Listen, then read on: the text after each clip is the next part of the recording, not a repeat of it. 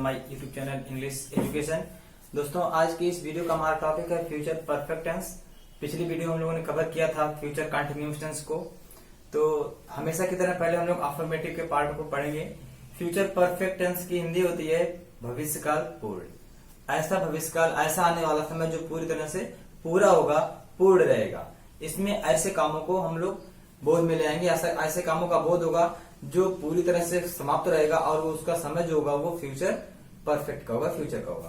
तो देखिए, इसकी इस टेंस की पहचान होती है ऐसा सेंटेंस जिनके क्रिया के अंत में चुका होगा, चुकी होगी, चुके होंगे, चुका होगा आज शब्द आते हैं तो वह होते हैं फ्यूचर परफेक्ट टेंस। और इसकी हेल्पिंग वर्ब होती है विल हैव और शैल हैव। विल हैव और शैल हैव। विल का प्रयोग होता है आई और वी को छोड़ करके, मतलब फर्स्ट पर्सन को छोड़कर अन्य सभी के साथ थर्ड एंड सेकंड दोनों पर्सन के साथ विल का प्रयोग होता है। और शैल का आई और वी यानी कि फर्स्ट पर्सन के साथ शैल का यूज होता है।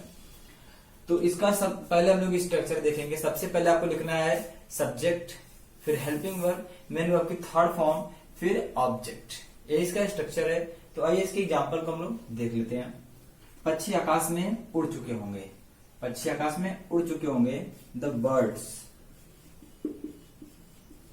will have। The birds will have। अब इसमें कौन सा काम हो रहा है? उड़ने वाला काम। तो थर्ड फॉर्म होगा phloem. Fly, flu, phloem. FLOW। The birds will have flown। कहां? In the sky। सबसे पहले बर्ड्स सब्जेक्ट है, उसके बाद हेल्पिंग वर्ब विल हैव है, फ्लोन, दोनों की थर्ड फॉर्म हो गया in the sky object. The birds will have flown in the sky। चलिए दूसरा एग्जांपल देखते हैं। बच्चे अपना काम पूरा कर चुके होंगे। बच्चे का होगा children.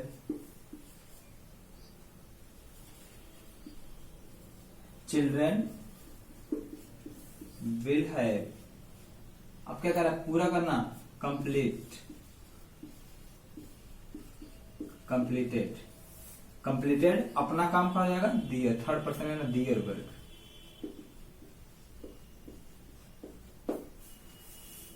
Children will have completed their work. बच्चे अपना काम पूरा कर चुके होंगे। ये था अफर्मेटिव का पार्ट। आइए हम लोग अब इसी तरह से देख लेते हैं नेगेटिव के पार्ट को भी। नेगेटिव का मतलब होता है नकारात्मक, और नकारात्मक में देखिए सब कुछ स्ट्रक्चर वही होगा, सब कुछ फार्मूला वही होगा, बस केवल इसमें चेंजिंग करना है तो केवल नॉट लगाना, आपको चेंज कुछ नहीं करना, ऐड करना है। अगर सेंटेंस में नहीं शब्द रहेगा तो नॉट को आप ऐड करेंगे, अदरवाइज छोड़ देंगे, सिंपल बन जाएगा। तो देखिए एग्जाम्पल में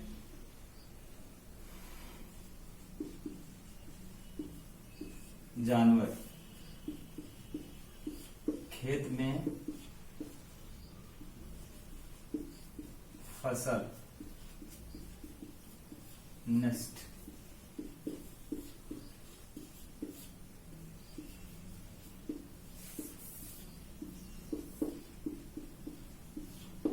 नहीं कर चुके होंगे या नष्ट नहीं किए होंगे, वो एक ही बात होती है। नष्ट नहीं किए होंगे या नष्ट नहीं कर चुके होंगे। देखिए जानवर, सबसे पहले क्या लिखना है आपको? Animals. Animals will not have. Animals will not have कौन सा काम हो रहा है? नष्ट करने का, डिस्ट्रॉय। डिस्ट्रॉय में डिस्ट्रॉयड हो जाएगा, डिस्ट्रॉयड। क्रॉप कहा है? In the field.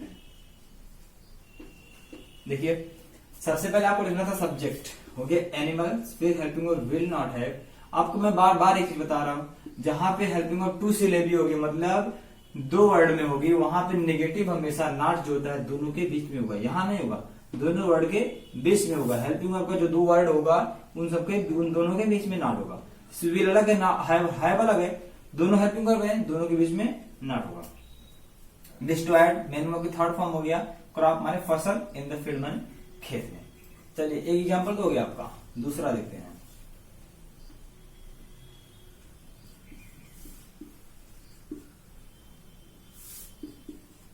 विद्यार्थी विद्यालय में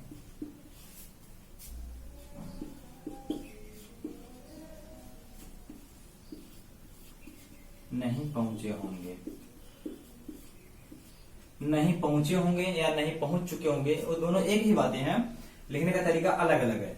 विद्यार्थी विद्यालय में नहीं पहुंच चुके होंगे या नहीं पहुंचे होंगे, तो देखिए विद्यार्थी का होगा स्टूडेंट्स,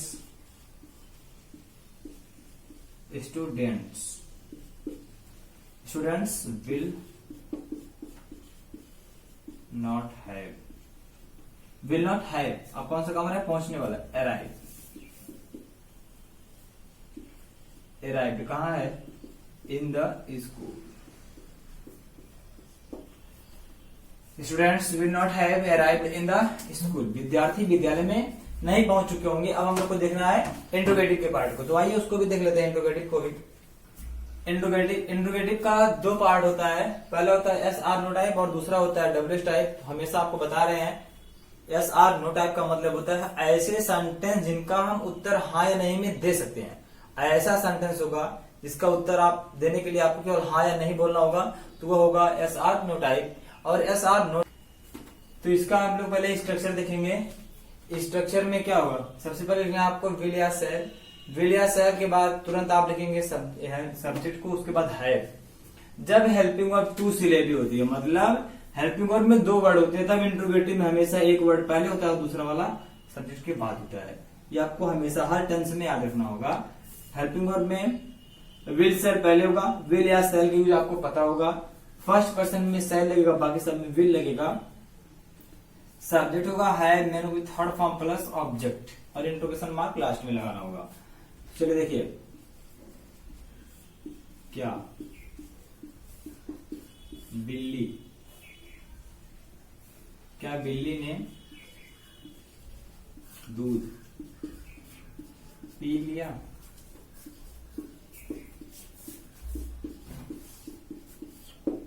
क्या बिल्ली ने दूध पी लिया होगा या क्या बिल्ली दूध पी चुकी होगी, दोनों एक ही बातें हैं। तो देखिए क्या आया सबसे पहले, और इसका उत्तर आप हाँ या नहीं में दे सकते हैं। एक बार बोल के देखिए, पूछ रहा क्या बिल्ली ने दूध पी लिया, क्या बिल्ली दूध पी चुकी होगी, तो आप क्या बोलेंगे, हाँ या ना, एस आर नो। तो जब हाँ या नहीं में उत्तर होगा, सबसे पहले आपको लिखना है विल या शैल। तो बिल्ली के साथ क्या होगा, विल, विल कैट है। फिर कौन सा काम करिए, पीने वाला काम करिए, तो ड्रिंक का थर्ड फॉर्म होगा drunk, drink drank drunk, drunk milk. देखिए will cat have drunk milk, क्या बिल्ली ने दूध पी लिया होगा या बिल्ली दूध पी चुकी होगी। तो ये था। आइए एक एग्जाम्पल और देख लेते हैं हम लोग इसका। क्या बच्चा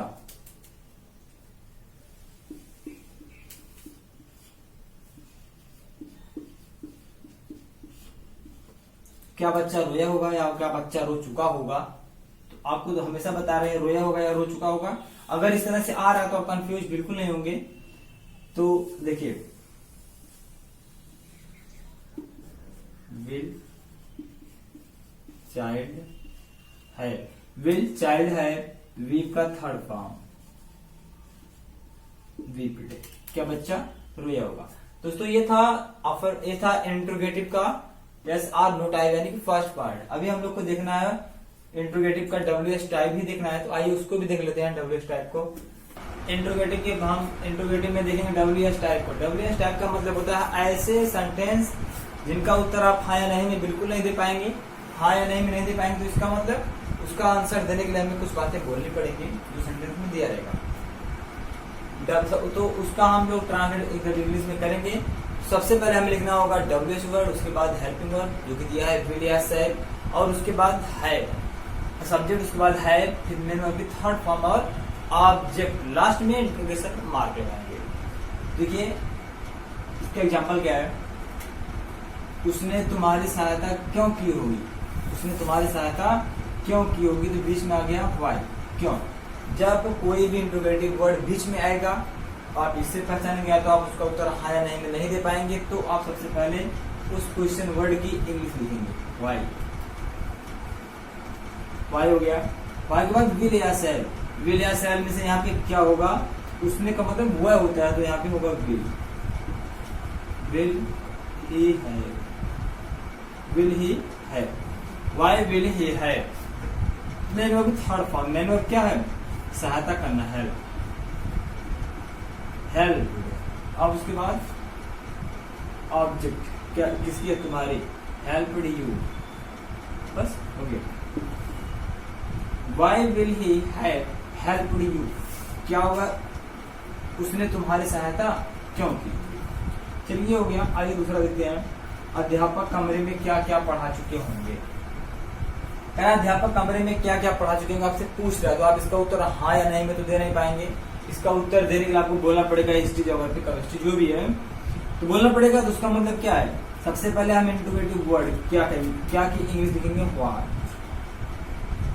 व्हाट, फिर विल, व्हाट विल के बाद क्या सब्जेक्ट है, टीचर, व्हाट विल टीचर है, कौन सा काम कर रहे हैं, पढ़ाने वाला काम, टीच का थर्ड फॉर्म टाट, टाट। फिर क्या पढ़ा रहे हैं हम, पता नहीं है, कहाँ पढ़ा रहे हैं, कमरे में, टाट इन द क्लास। ये था व्हाट विल टीचर है, टाट इन द क्लास, अध्यापक कमरे में क्या क्या पढ़ा चुके होंगे। दोस्तों ये था आज का फ्यूचर परफेक्ट टेंस इंट्रोगेटिव का पार्ट। तो ये हमारे वीडियो आप यहीं पे हम समाप्त करते हैं और आपसे मिलेंगे हम नेक्स्ट पार्ट में, नेक्स्ट वीडियो में, जिसका नाम होगा फ्यूचर परफेक्ट कंटिन्यूअस टेंस। वो भी बहुत जल्द हम लेके आएंगे। तब तक के लिए नमस्कार।